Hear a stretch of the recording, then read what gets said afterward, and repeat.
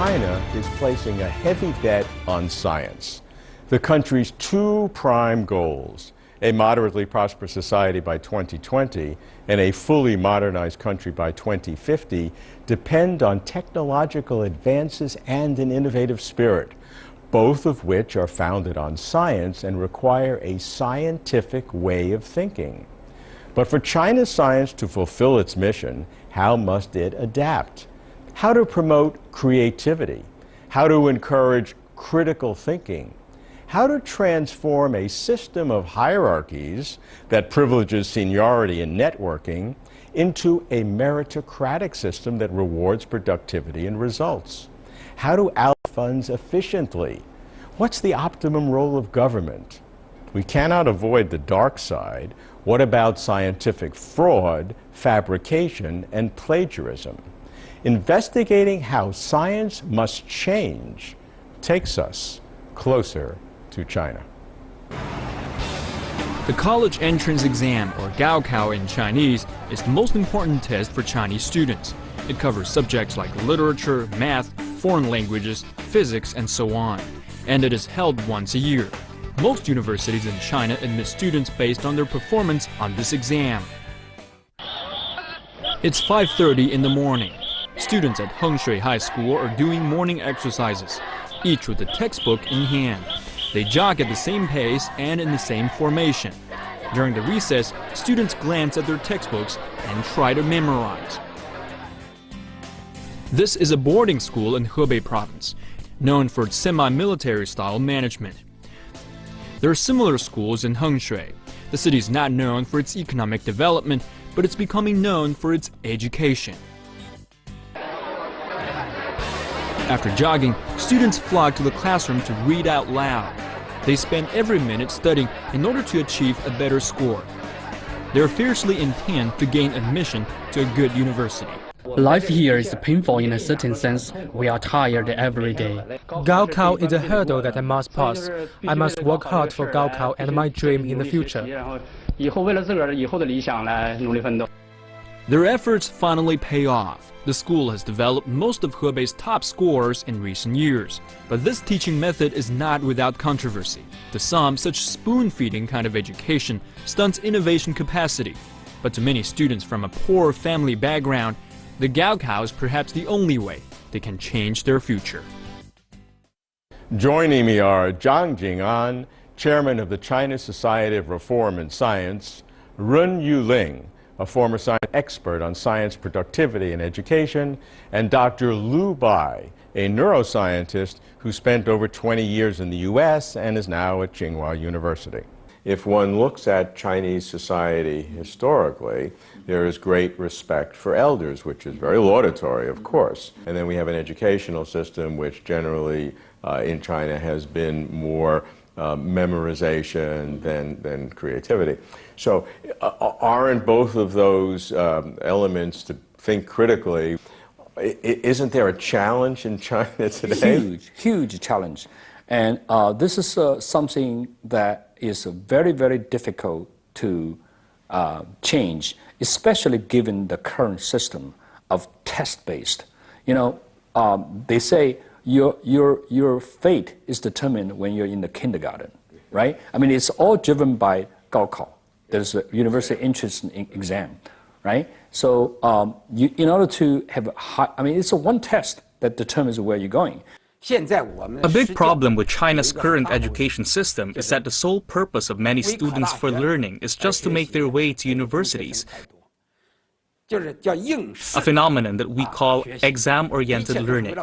But it can't work if students just learn for exams. That's why we're now working to make a change. We want to change the exam-oriented model to cultivate real talent by nurturing them with knowledge in a well-rounded way.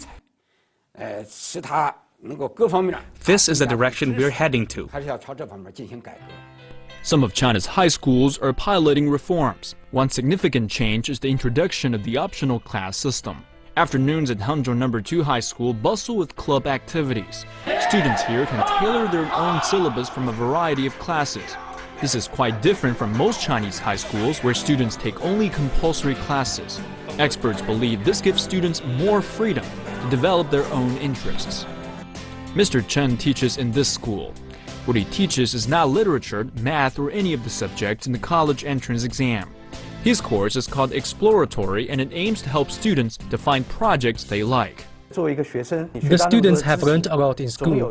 In the end, they will put the theory into practice. The exploratory course provides the method for this. For this innovative course, only 6 classes are given inside the classroom. Mr. Chen helps students figure out proper personal projects, and he coaches them on how to pursue them, which they then do on their own. By offering each student the right to choose his or her own future, the school helps them develop their own specialty. You have on your website a note to prospective students that if anybody's going to join your lab, they need to be able to think critically and think creatively. So how important are those two concepts as we look at the totality of science in China? Well, I think if you ask me what's the most important factors, I think these are the two. For science, you always have to keep a piece of skepticism. What's published, they're always, I mean, it's all done by human beings, which, is not perfect. So that's one aspect. So in the lab, we often ask students to look at a paper published in Science and Nature and say, what's wrong in there? And I can tell a little story. When I was at Cornell, in my first year graduate students, and only through a few months, I was doing an exam, my first exam of biochemistry, and the professor told us that you can spend an entire day to answer the question. You can work in the library, you can look at any books you want, and he handed us to an article of a Scientific American and say, find what's wrong in this article. So that basically trained me, to think critically, to really look at the facts and see what's wrong in that. So that's very important, to be able to criticize. Even with very high authority, people who get a Nobel Prize, they could have done something wrong too. It's not on purpose. The second thing is to think creatively. That is, you have to think science is a very competitive field, and a lot of great minds in there, and they can think of things that you can think as well. So in order to be able to win the competition, you have to think from different angles. You have to think out of the box. You have to. So I told students in many lectures, I said there are 3 things if you do, I can guarantee you will publish a good paper. One is to address an important question, scientific question. If you can pick an important question, that's number 1, lay the foundation. The second thing is to try to solve the scientific problem in a creative and innovative way, in a unique way that others cannot think of. And then the third thing is to do the experiment rigorously, that you use a different approach, a different method, and finally prove this. If you can do all 3, if you cannot get the paper into first-ranked journals, you come to me.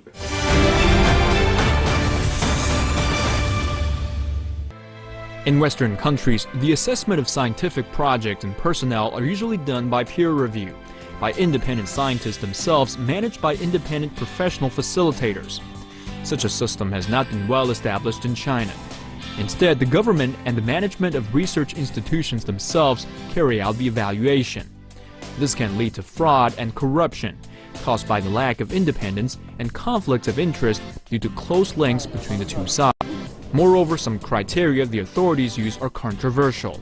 For example, to evaluate researchers in both basic and applied science by the number of papers they publish does not motivate the researchers to develop practical techniques or commercially viable products. But the Chinese government has vowed to make adaptations. We'll form a committee consisting of senior experts to do appraisal before each major scientific project is launched. We also hire professional agents to manage each project. The government and supervisors of science and technology will not manage the programs themselves. The system of evaluation, system of meritocracy, if you will, that's the key part. The most important thing in all these is people, right? It's the scientist, it's the talent. That's where you need to focus. So how do you recruit scientists? It has to be based on merit. Once you're recruiting scientists, you have to give them the best support. not based on seniority, but based on your potential and your past achievement, right? We really failed to do enough to motivate young people to take the lead. Particularly in allocating research funds, seniority and connections always dictate the flow of funding. For their lack of social status, certain qualifications, and other reasons, young researchers simply cannot get the money. It's quite common for them to work for their seniors who get funds. But this situation must be changed in the future. And then there should be an evaluation system that will judge a scientist in the 5-6 year period, that whether you perform well or not. I think that's the perhaps the most important part.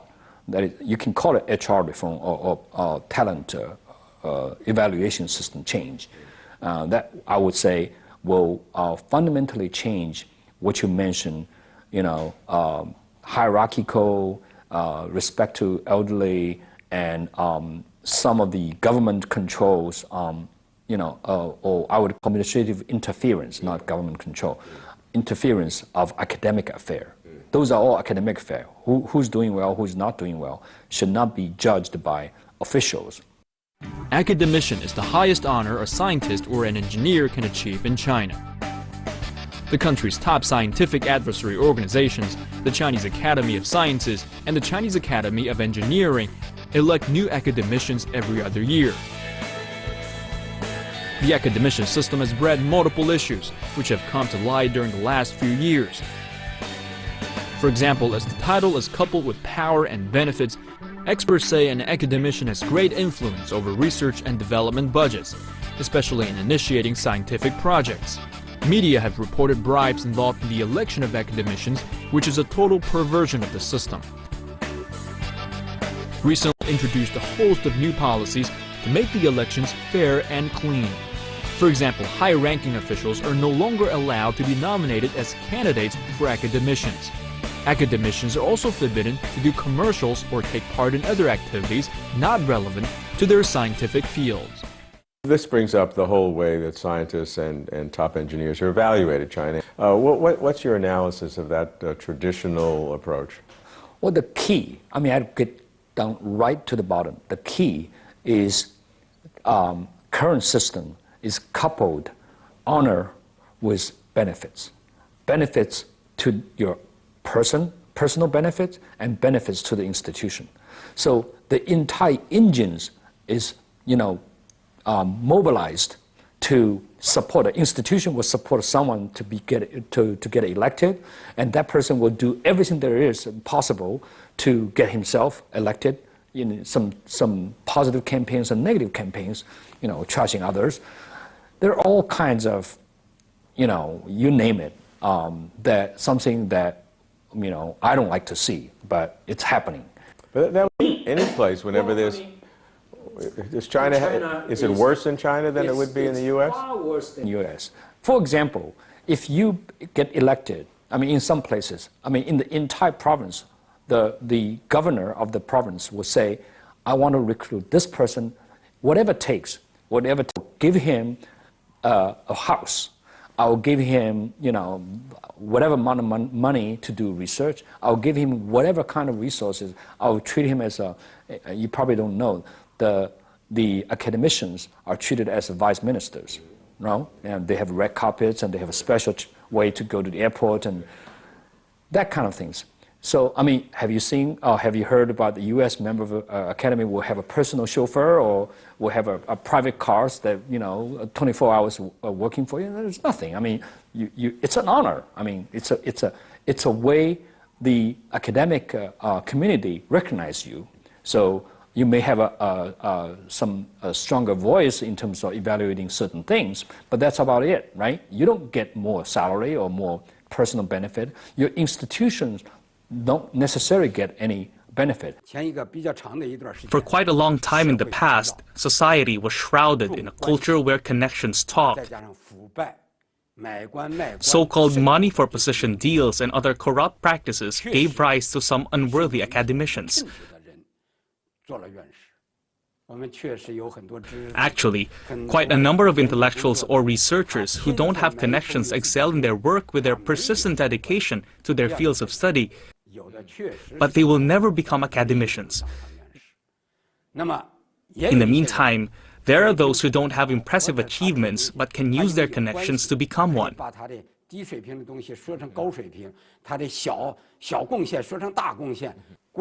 Some academicians have made their way to the position with certain success, but they fail to offer more afterwards.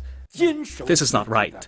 I think academicians should adhere to their pursuit of science and from their position exert efforts that would benefit the country and the public. Otherwise, they would feel indebted to the people and ashamed to enjoy privileged treatment from the country. The institution's evaluations, one factor is how many members of the National Academy you have. So the institution is mobilized to support somebody, and so then, and there's a solution. The solution is simple. That is to decouple the benefits, the personal benefit and the institutional benefit from the academic honor.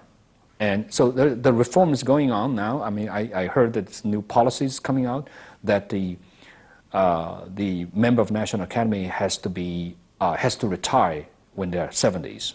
Because it's a lifelong, right? It's a lifelong thing. But now that basically you have no voting powers at a certain age, and then at 70s you have to retire. You cannot apply for grants. That will limit, and it's a first step. It's a good step towards reforming the system so that, I mean, it's going out of hand. It's really impede, I would say, the advancement of science in China.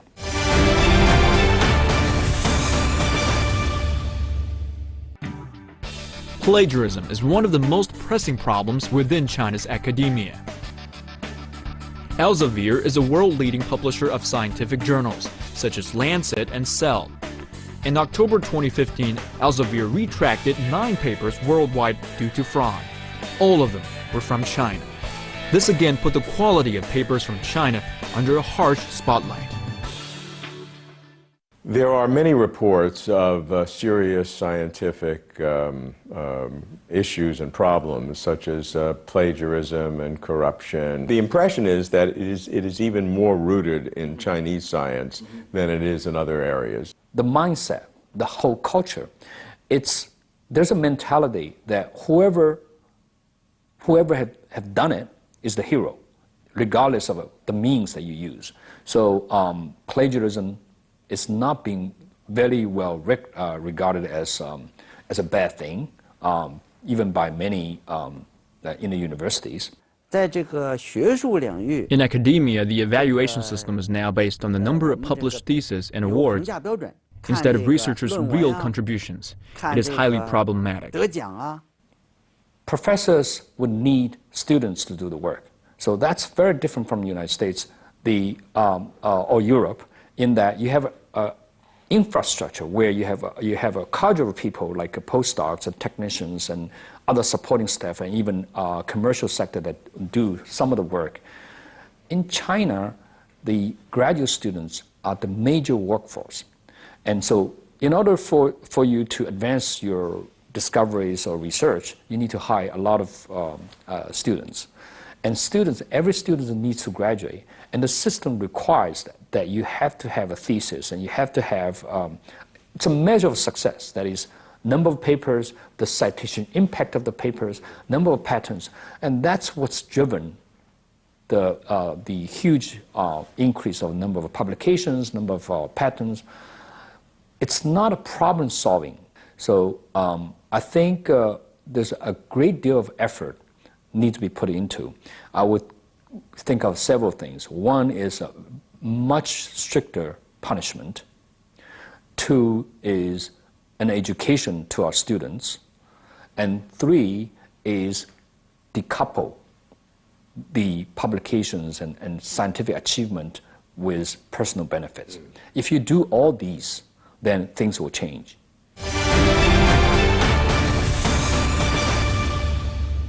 You worked in a very large company, GSK, one of the world's largest pharmaceutical companies. So how do you view this entire matrix of government, market, SOEs, state-owned enterprises, huge, small entrepreneurship. How does this mix all help? Okay, for the government. You know, government funding and government policies and gearing towards stimulating entrepreneurship and stimulating small industry and high-tech based enterprise is a good thing. The problem with the government is they want to be in control. They want to maneuver and they want to basically tell people what to do. And that's a pretty problem.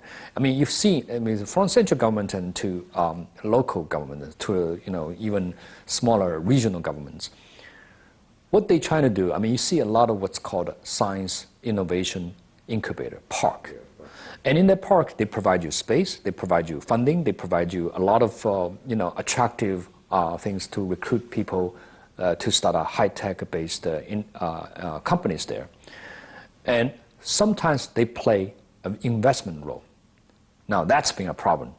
I mean, investment or investors, are far better to be a private sector than, government. You have no experience. How do you know what to invest, right? So this has to be driven entirely by market.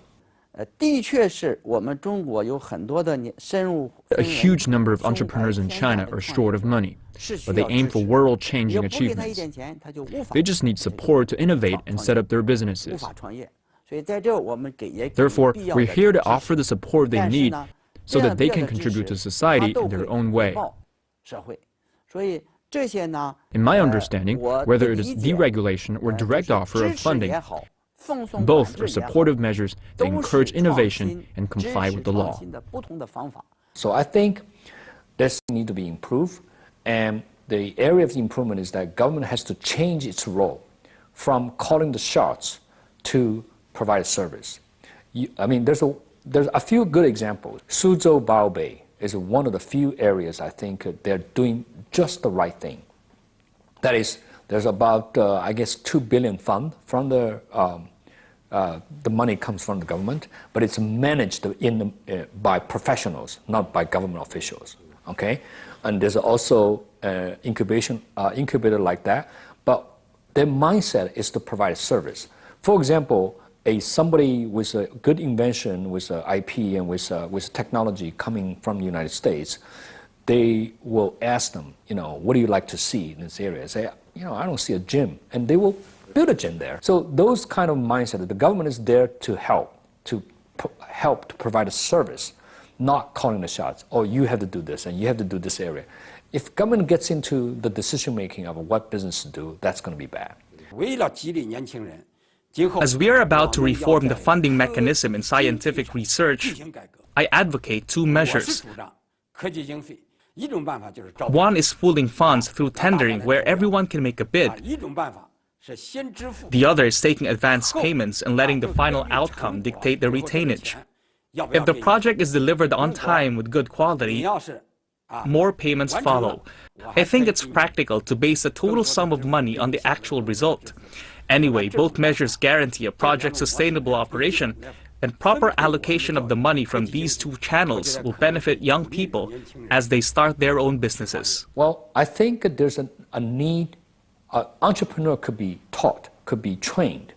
And there's a need for education. And this is not what I mean by, a professor teaching and then somebody sitting in the audience. Entrepreneur could be learned through practice, right? So you could have EIR, the entrepreneur in residence, that you're doing it, but somebody experienced could help you. And there's other areas of support that make you less likely to fail. Entrepreneurs are going to fail for sure, most of the case, but increase your success rate.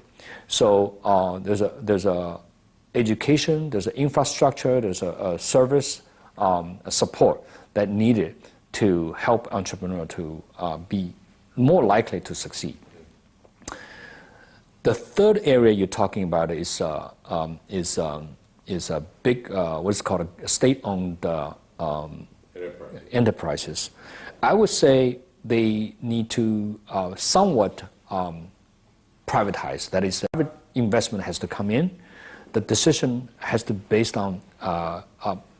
be made by experienced people who have done this before, rather than, your government appointing somebody to be the CEO. And also, the way of doing things has to be different. You have to be judged by market, by how well you're doing in the market, rather than, whether you have accomplished what the government's assignment of, you produce how many TV sets, right? So that's not going to work. But I do see this conglomerates, these are big companies, by using merger and acquisition, I guess that's the area of your expertise, of collaborating with small high-tech companies or collaborating with Western companies. This will, because, you have a big funding and big enterprise and big infrastructure that could do certain things that small companies can. But that's more towards the later stage of the product development and even close to marketplace. Give an example of biotech. GSK can never do well. They keep saying that they're, innovation. I've been there for 4.5 years. It's not going to work. The best way to do that is to leave the innovation to small companies, and at the right time, you go do either merger acquisition, or you do collaboration, or you in-license them. That's the way to go, not through in-house. The conglomerates, there's never going to be innovation. The system just prevents you from doing that. One insight about China, underappreciated by foreign analysts, is the relevance of science for China's development and the reverence of science by China's leaders. But to realize its potential, science in China must change. Some scientists contend that the current system is hampering their work, especially how they're evaluated and how funds are allocated. Even more fundamental are critical thinking and creativity. The former to challenge conventional wisdom, accepted norms, and senior authorities, and the latter to develop new ideas, technologies, products, and services. But critical thinking and creativity have high inertia in rigid organizations, especially when position is based more on age and relationships than on merit and results. What to do? Science works in its own world. It operates optimally according to its own rules and ways of thinking. This means that brilliance bests continuity and productivity trumps seniority.